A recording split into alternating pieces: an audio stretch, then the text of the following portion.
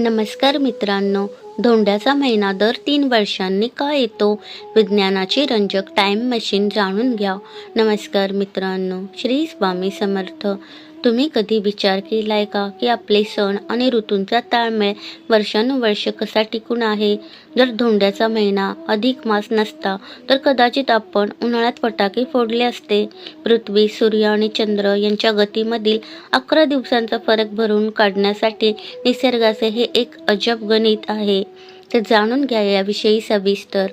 तुम्हाला कधी प्रश्न पडला आहे का की धोंड्याचा महिना म्हणजे अधिक मास आला नसता तर दिवाळी किंवा आपले सण उत्सव हे मागे पुढे झाले असते?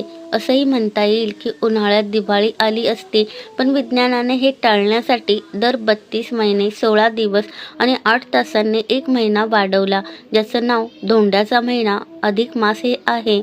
आता यामागील रंजक खगोलशास्त्र जाणून घ्या. भारतीय कालगणनेमध्ये अधिक मास, ज्याला सर्वसामान्यांच्या भाषेत धोंड्याचा महिना किंवा पुरुषोत्तम मास असे म्हटले जाते, हा अत्यंत महत्त्वाचा मानला जातो. दर 3 वर्षांनी एकदा येणारे या महिन्यामागे केवळ धार्मिक श्रद्धा नसून त्यामागे खगोलशास्त्राचे अत्यंत अचूक आणि प्रगत विज्ञान आहे. साध्या शब्दात सांगायचे तर सौरवर्ष आणि चांद्रवर्ष यांच्यातील दिवसांचा फरक भरून काढण्यासाठी जो जास्तीचा महिना कॅलेंडरमध्ये जोडला जातो त्याला अधिक मास म्हणतात. भारतीय पंचांग हे चंद्र आणि सूर्य या दोघांच्या गतीवर आधारित असल्याने हा मेळ घालणे आवश्यक असते. ऋतुचक्र हे सूर्याच्या गतीवर अवलंबून असते. पृथ्वीला सूर्याभोवती एक फेरी पूर्ण करण्यासाठी साधारण 365 दिवस म्हणजेच 5 तास 48 मिनिटांनी 46 सेकंद लागतात. याला आपण सौरवर्ष म्हणतो. दुसरीकडे चंद्राच्या एका कलेपासून ते पुन्हा त्याच कलेपर्यंतच्या काळाला चांद्रमास म्हणतात.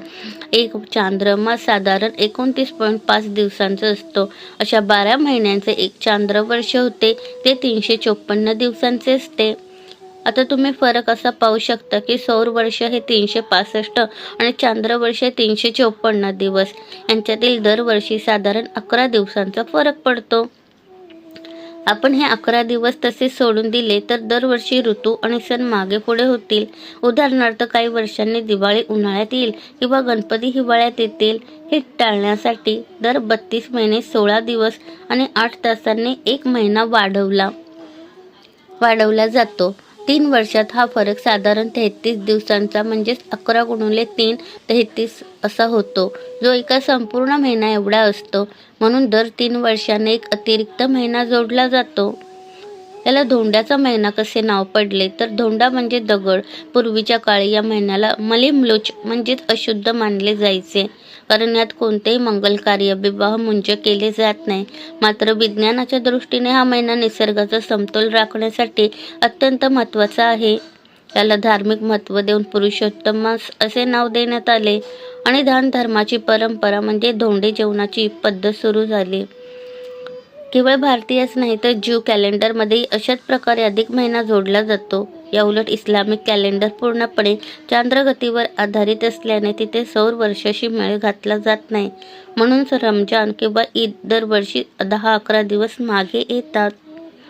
धन्यवाद.